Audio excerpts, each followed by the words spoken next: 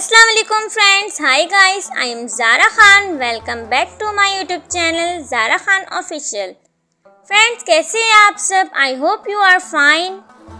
Friends, winter weather आ गया है और जैसे कि सर्दियों की रातें लंबी होती है, मैंने सोचा नॉवल रीड करूँ। मुझे ये नॉवल बहुत ही ज़्यादा इंटरेस्टिंग लगा। मैं आप सबके साथ भी शेयर कर रही हूँ। आप सब भी मेरा साथ देना और सुने और इन्जॉय करें।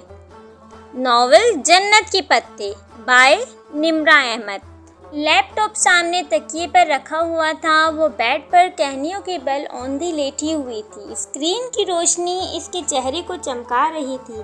वो थोड़े तले हथेली रखे दूसरी हाथ की एक उंगली लैपटॉप के टच पैड पर फेर रही थी। लंबे सीधे सया बाल साइड पर पड़े थे। इसकी आंखें भी वैसी ही थी, साया बड़ी बड़ी आंखें और चांदनी जैसी चमक थी और चेहरा मलाई का बना लगता था, सफ़ेद साफ और चिकना सा। वो इसी मगन अंदाज में स्क्रीन पर नजरें मरकूज किए टच पैड पर उंगली फेर रही थी। एक क्लिक के बाद कोई सफ़ा खुला तो इसकी महतरक उंगली रुक गई। स्क्रीन पर जमी आंखों में ज़रा तफक्कुर उभरा और फिर बेचैनी। इसने जल्दी जल्दी 2-3 बटन दबाए। लोडिंग। अगले सफ़े के लोड होने के इंतज़ार करते ही इसी मस्तरब अंदाज में इसने उंगली से चेहरे की दाएं तरफ से फिसलती लटे पीछे की। चंद सेकंड में सफ़ा लोड हो गया। वो बेचैन होकर चेहरा स्क्रीन के करीब लाई तो इसके बालों की चंद लटें फिसल कर फिर चेहरे के सामने आ गई। जैसे जैसे वो पढ़ती गई, इसकी आंखें हैरत से फैलती गई, लब जरा से खुल गए और पूरा वजूद बेयकीनी में डूब गया। ढेर सारे लम्हे लगे थे इसको खुद को यकीन दिलाने में जो वो पढ़ रही थी बिल्कुल सच है। और जैसे ही इसके जहन ने यकीन की धरती को छुआ, वो एक झटके से उठ बैठी। इसका फ़ोन साइड टेबल पर रखा हुआ था। इसने हाथ बढ़ाकर सेल उठाया और जल्दी जल्दी कोई नंबर डायल किया। रात की मुकद्दस खामोशी में बटनों की आवाज़ ने ज़रा अरताश पैदा किया। इसने फ़ोन कान से लगाया। दूसरी तरफ बेल जा रही थी। हेलो ज़ारा। शायद राब्ता मिल गया था, तभी वो बेहद शौकी से चहकी, कैसी हो? सो तो नहीं गई थी? दूसरी तरफ इसकी दोस्त कुछ कह रही थी। वो लम्हे भर को सुनने के लिए रुकी और फिर हंस पड़ी। सारी बातें छोड़ो, मेरे पास जो बड़ी खबर है वो सुनो। इसने आदतन अपने बालों की लट को उंगली पर लपेटते हुए कहा। तुम यकीन नहीं करोगी, मैं जानती हूँ। अरे नहीं यार, दिलावर भाई की शादी के बारे में नहीं है। दूसरी तरफ ज़ारा ने कुछ कहा तो इसने फ़ौरन तरवीद की, बल्कि तुम ऐसा करो, गैस करो, मैं तुम्हें क्या बताने वाली हूँ। इसने एक हाथ से लैपटॉप साइड पर रख किया और तकिया निकालकर हेड क्राउन से टेक लगाकर कहा। फिर इसने टेक लगाकर पाँव सीधे कर लिए। साथ साथ वो ज़ारा के अंदाज़ों की तरवीद भी किए जा रही थी। नहीं, बिल्कुल नहीं, ऐसा तो बिल्कुल भी नहीं। अरे मेरी शादी भी नहीं हो रही। जी नहीं, इरम की भी नहीं हो रही है। सीरियसली ज़ारा, तुम्हारी सोच बस यहीं तक है। अब कान खुलकर सुनो। तुम वो एक्सचेंज प्रोग्राम याद है जिसके लिए तुमने अप्लाई किया था? Can you believe it Zara? European Union ने मुझे स्कॉलरशिप के लिए सिलेक्ट किया है। दूसरी जानब ज़ारा इतनी ज़ोर से चींकी कि मोबाइल का स्पीकर बंद होने के बावजूद भी इसकी चींक पूरे कमरे में गूंजी थी। बिल्कुल सच कह रही हो ज़ारा। अभी 15 मिनट पहले मुझे यूनिवर्सिटी की मेल मिली है। और साथ ही लैपटॉप का रुख अपनी तरफ मोड़कर दोबारा गौर से स्क्रीन को देखा, जहां 15 मिनट पहले ही सिलेक्शन मेल आई है।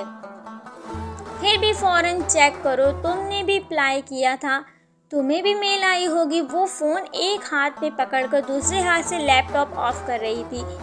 लैपटॉप की स्क्रीन पर अंधेरा हुआ तो इसने हाथ बढ़ाकर स्क्रीन को बंद किया और साइड टेबल पर रख दिया। मैंने सबान जी को नेट पर देखा है, बहुत ही खूबसूरत यूनिवर्सिटी है। मगर वो थोड़ी देर को खामोश हो गई।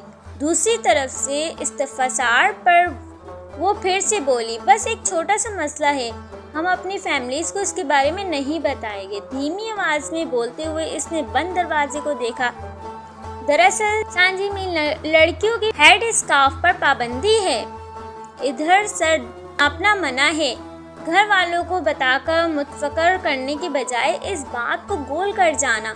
वैसे भी हम दोनों ही स्कार्फ नहीं लेती। इस पल खिड़की के बाहर कुछ खड़का हुआ था। वो चौंक कर देखने लगी। कद आदम खिड़कियों के आगे भारी पर्दे गिरे हुए थे, अलबत्ता पीछे जालियां खुली हुई थी। शायद इसका वहम था। वो सर झटक कर फोन की तरफ मुतवज्जा हो गई। अब्बा ने मुझे कभी स्कार्फ लेने या सर ढांपने पर मजबूर नहीं किया। Thank God.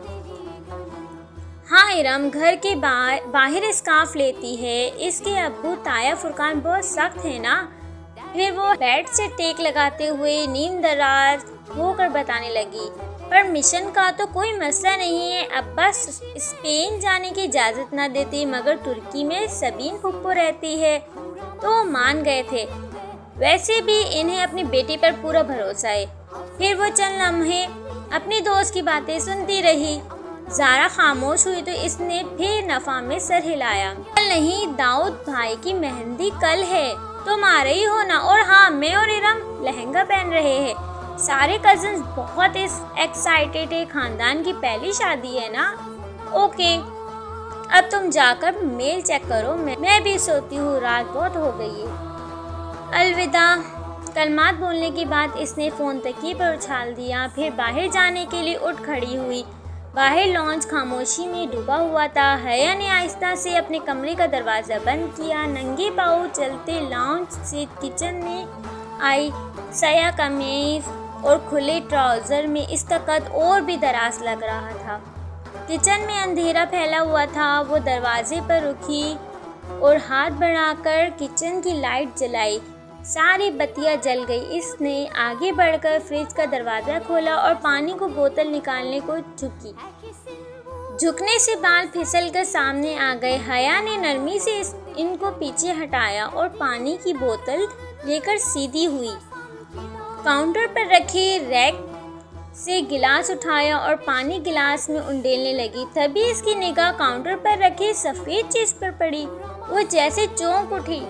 बोतल वहीं रखकर आगे आई। वो सफ़ेद आध खुले गुलाबों का बुके था, साथ एक सफ़ेद लिफाफा भी था। हया ने गुलदस्ता उठाया और धीरे से पास लाकर आंखें मूंदे इसको सूंघा।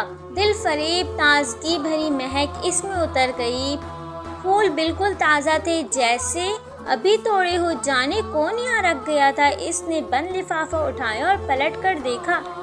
इसके पते वाली जगह पर हया सुलेमान लिखा हुआ था। भेजने वाले का कोई पता नहीं था, बस कुरियर की टिकट लगी हुई थी और टिकट पर 1 रोज़ कबल की तारीख लिखी हुई थी। इसको तो कभी किसी ने यूँ फूल नहीं भेजे। ये क्या मामला था?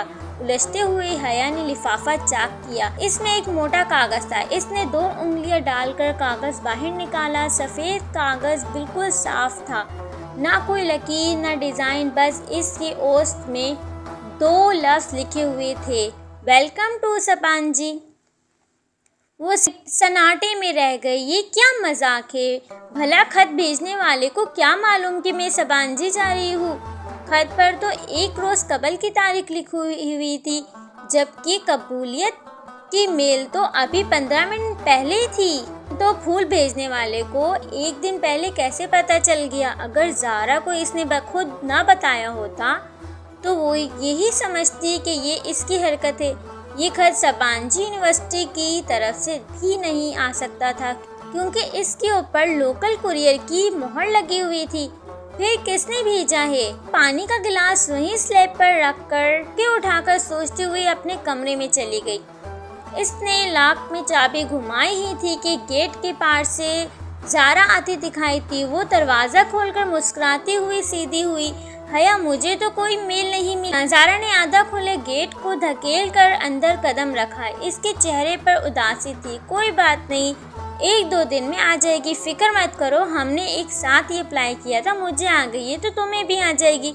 मगर स्कॉलरशिप तो ऑडिशनर के ऑफिस के बाहर जो लिस्ट थी, इसमें भी मेरा नाम नहीं है, सिर्फ तुम्हारा है।